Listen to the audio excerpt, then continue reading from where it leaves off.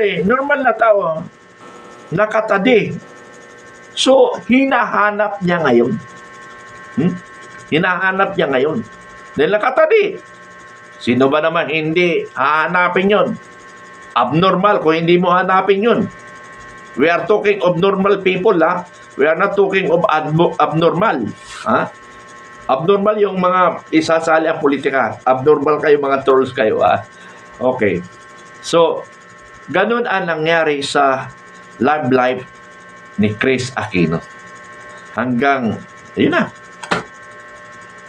Artista yan, siyempre. Kumbaga sa ibang artista, hindi lahat, parang naging laro na nila yon. Okay, going back to President Bongbong Marcos. Lumaki si Bongbong Marcos na naging pasaway base sa kwento. Pwede yung pagkapasaway niya, oligarchs, na hindi naman siya pasaway sa kalye. Hindi naman siya pasaway sa kalye kasi oligarch din siya eh.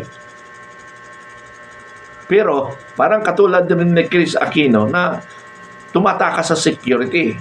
Ang kwento pa nga, babaya, dibigyan ng tip yung security. Huwag kang maingay, dito lang kayo basta susundan. Pero siyempre, bilang isang anak ng presidente, kahit pa paano, mayroon pa rin intel na magsusubaybay. Kaya lang, hindi magpahuli kasi pag nahuli siya, patay siya kay kay Bongbong Marcos o kay Chris Aquino. Alin sa dalawa? Okay. Now, kung may mangyari, ay patay rin sila.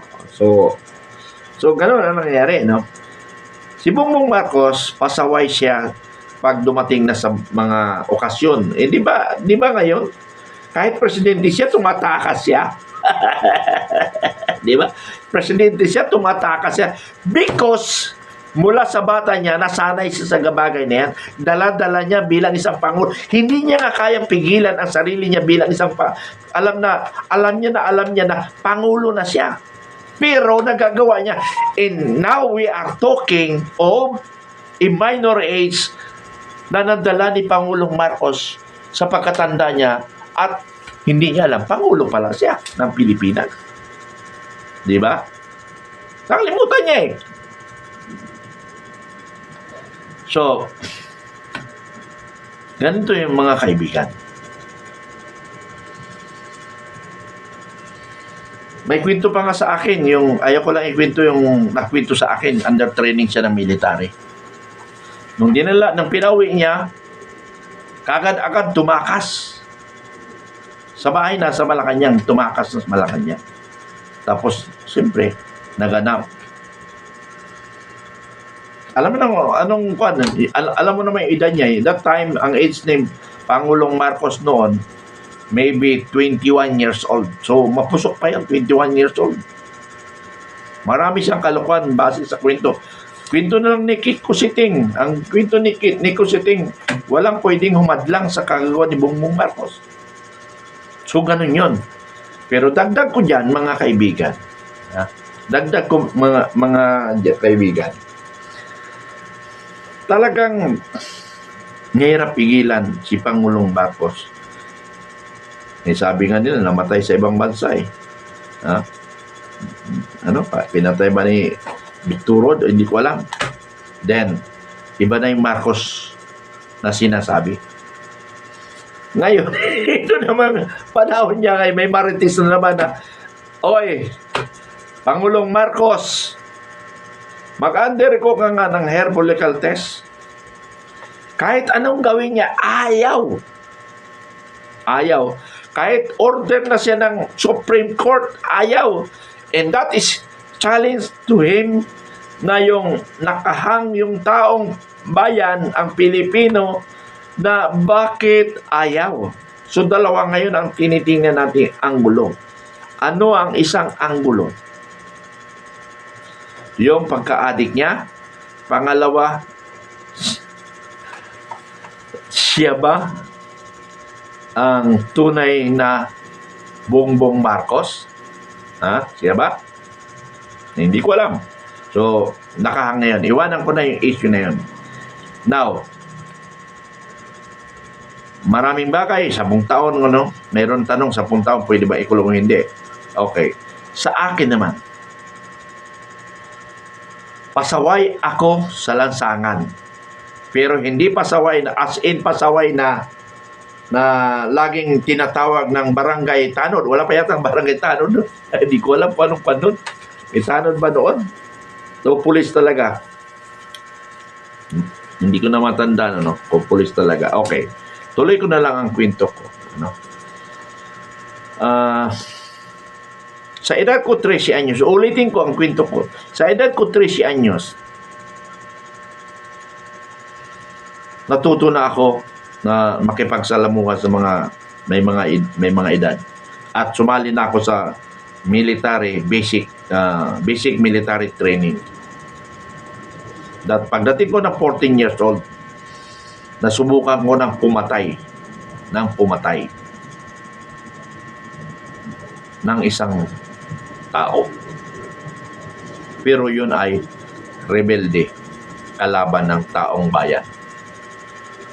Kaya sabi ko kalaban ng taong bayan dahil kami ang pinoprotektahan namin ang aming bansa, ang ating bansa at ang Pilipino. So hindi namin kasalanan pumatay. Because we only defend myself and defend our country. Kaya wala akong kasalanan po. Hindi ko kasalanan yun na pumatay ng taong rebelde. Unang-una, depensa ko sa sarili ko yun.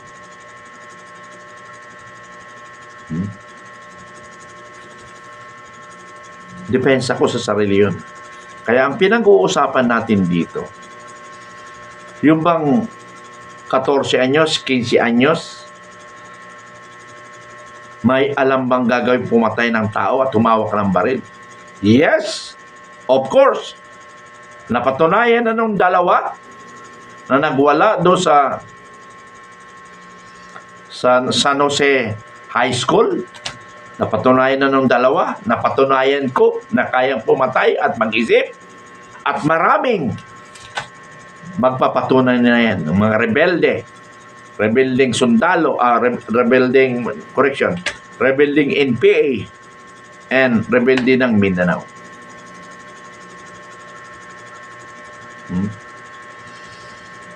Please lang mga kababayan, kung matino ang isip natin, my topic is the minor age. Huwag natin pag-usapan ang politika. Sakit na sa ulo ang politika na yan. Both side.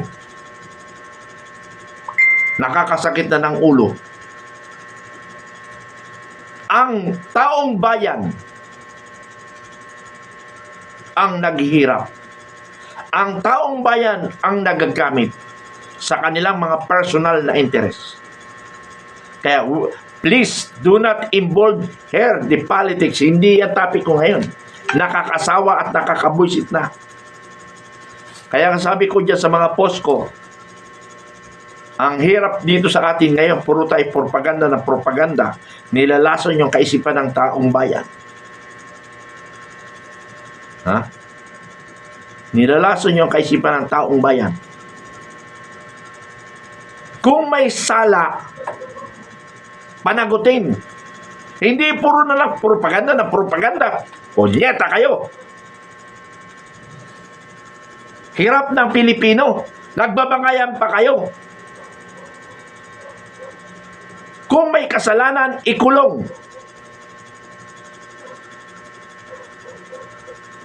Kayo sa administration, ang dami yung against statement to the Duterte. Pero hanggang salita lang kayo, mga gago kayo. Mga gago kayo, mga alipores ni Marcos. I'm talking for in neutral. Gusto ko makulong kung sino dapat makulong. Now, si Duterte nga nakakulong na, hindi nyo pa tinitigilan. Dapat, besides on extrajudicial killing na charges sa kanya, dagdagan nyo pa ng kaso. anumang kaso, puro na lang kayo propaganda. Puro kayo paninira na lang ang ginagawa niyo, mga tarantado kayo. Naapektuhan kayo ang bansang Pilipinas sa gagawa niyo, mga gago kayo. Naapektuhan ang taong bayan. Naapektuhan ang ekonomiya. It's because of the politics. Kaya never involve here the politics. We are talking for the problem of the minor age. Punyeta, puro lang tayo politika, wala namang ginagawa. On the sides of Duterte, asan kayo? Saan ba kayo? Lumabas ba kayo?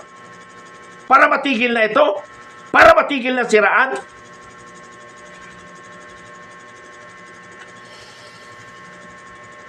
Alam nyo naman ang Marcos, bangag nga eh. Alam nyo ba yung bangag? Wala sa matinong kaisipan. Kayong matino ang kaisipan, manahimik na lang tayo. Manahimik na kayo kung wala kayong gagawin. Excuse me, nag-bullshit na ako dahil sinasama yung politika, punyeta kayo. Politika ng politika, hindi naman kayo gumikilos para matapos yung issue na yan.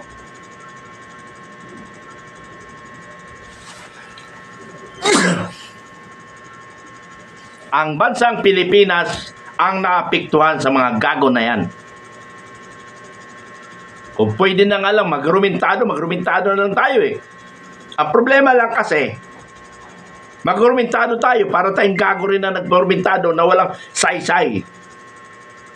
Kung buong Pilipino magrumentado dahil sa kahirapan natin, gawin natin. Inahirapan na nga ako pagkasasat dito kay gusto ko lang ma-educate kayo, gusto ko lang na maging isang direction kayo, puro kayo salita. Naghihirap ng bansang Pilipinas. Ang pinag-uusapan natin dito, ang kabataan, ang minor age, kasi nga naapektuhan ang ating ekonomiya ng bansa. Tapos isingin niyo politika na walang nangyayari. Kasira-sira lang kayo. Ikaw, Pangulong Marcos, bangag ka. Ha? Alam ko, kaya mong gawin lahat ng gusto mong gawin. Kaya mo. Because nasa iyo lahat ang power. Nasa iyo ang sundalo. Nasa iyo ang pulis. Nasa iyo ang husgado. Ano pang hinahanap ninyo? Bakit bangayan lang kayo ng bangayan? Punyeta kayo.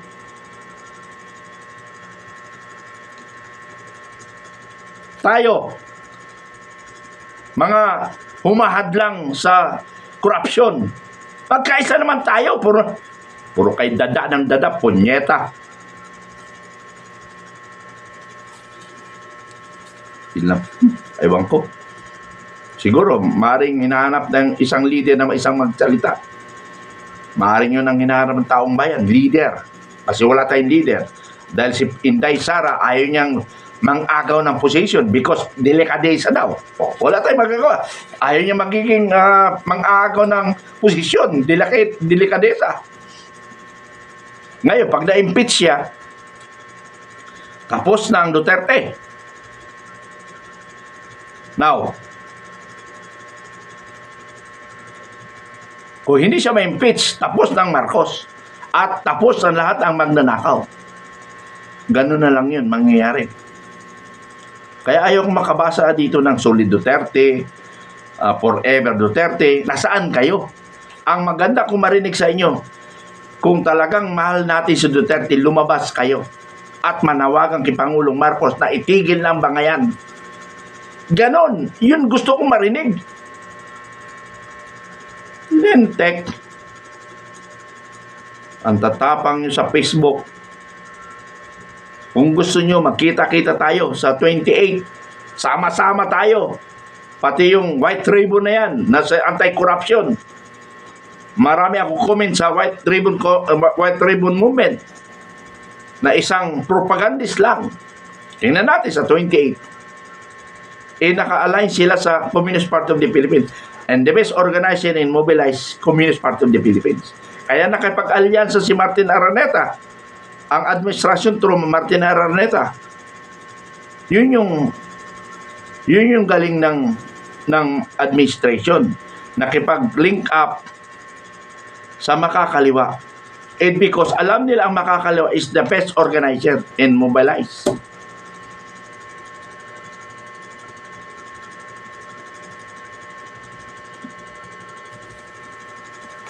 Ha? Alam nyo, ito, nawala tuloy focus ko sa kabataan. Ito, opinion ko. Opinion ko, ha? Huwag nyo turuan ang opinion ko. This is my opinion. And you want opinion, gumawa kayo ng vlog nyo and ilabas nyo doon opinion nyo. Ganun yun, kasimple. Kayo mga troll kayo talaga. Okay. Ang naabutan ko, Pangulo ng Pilipinas, nawala tuloy ako sa juvenile discussion. Okay. Kasi, Okay. Opinion ko ito, sarili ko. Hindi politika. Kung hindi, yung opinion ko mula pa kay Marcos Sr. Ano ang pananaw ko in every politician, in every president. Iba, ano ang pananaw ko? So kung may pananaw kayo, you make a post, you make a vlog para magpaliwanag kayo ng gusto nyo. Huwag dito sa akin kung gusto nyo. Ha? But you can't criticize me. Pero huwag mo ako turuan sa gusto ko. Kasi opinion ko nga yun eh. Lahat tayo ay mayroong iniidolo. Lahat tayo may paniniwala sa bawat presidente na ganito ang paniniwala nyo. So do not correct may paniniwala. Ha? Okay.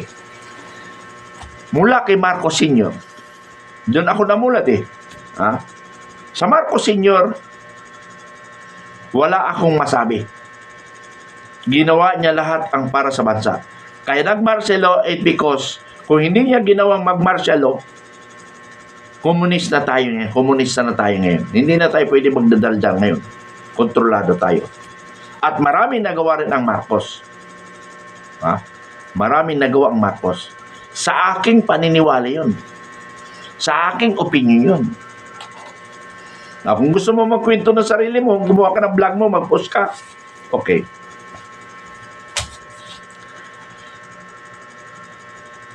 Basta, I'm not against Marcos Sr. Sumunod, si Cory Aquino. Doon sa Marcos administration, kaya napasama si Marcos Sr. Parang katulad dito ni Bangag ngayon. Nawala na siya ng kontrol sa gobyerno nung magmula ng mga 86 yata. O hindi, mga 83 ganyan, something like that, 83 o 80 plus nagkaroon na ng sakit. Nakialam na ang First Lady, nakialam na ang mga nakapaligid. Parang katulad ngayon, marami nakialam kay Bongbong Marcos, kaya wala siyang magawa kasi wala naman siyang kaalaman talaga sa panggobyernuhan. Although si Marcos mayroon, pero weak na siya eh. Kaya sinamantala ng mga mapagsamantala. Okay. Cory Aquino. Cory Aquino ginamit rin. Anong alam ni Cory Aquino pagpapatakbo ng gobyerno? Hindi nga siya naging barangay captain eh. Plain housewife si Cory Aquino. Hindi ibig sabihin pag nagsalita ka pure English yan. Paano? Mula bata, mula 1-year-old English ng salita nila. Ito talaga magaling sa English. Pero ang tanong doon, yung karanasan niya, pamunuan ang gobyerno. Wala. So, ibig sabihin, ibang nagpatakbo ng gobyerno ni Cory Aquino. Kaya nga, pinakawalan niya kaagad si Juma Sison, si Dante Buscaino, lahat, basta pinakawalan niya lahat yung mga MPA. Pinakawalan niya lahat. Di ba? Dahil sa dikta ng mga makakaliwa yun. Tapos muntik pa mag-stalemate ang gobyerno at saka Communist Party of the Philippines sa time ni Cory Aquino. Buti na lang, magaling-galing ang commander ng Armed Forces noon.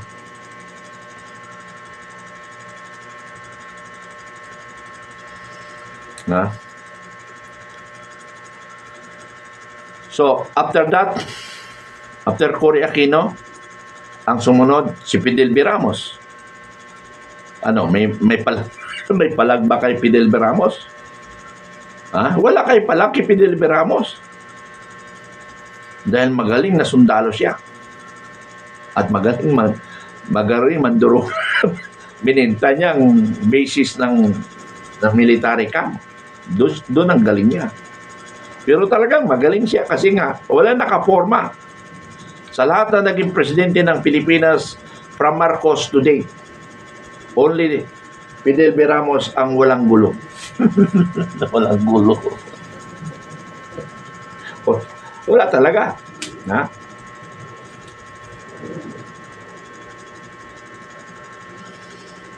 Wala talaga.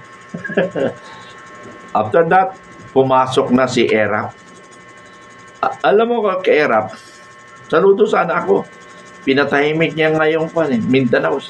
Kaya nga lang, nakapokus siya doon. Ina-maneuver naman siya ng mga nakapaligid sa kanya. Yung kaibigan niya si Chabit at saka si Atong Mang nag-away. Ayun. Naging dahilan man ang pagkatalsik ni Erap. Pero para sa akin, okay naman siya presidente. Kaya nga lang, kaya siya paikutin ng kanyang mga nakapaligid sa kapaligiran.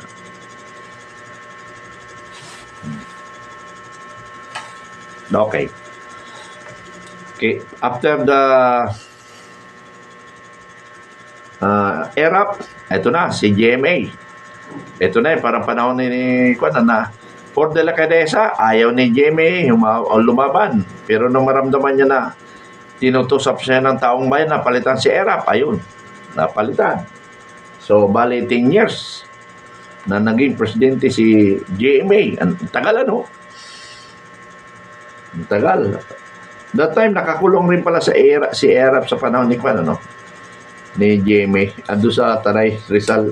Ang kanyang kulungan, ang kanyang kulungan sa Tanay Rizal.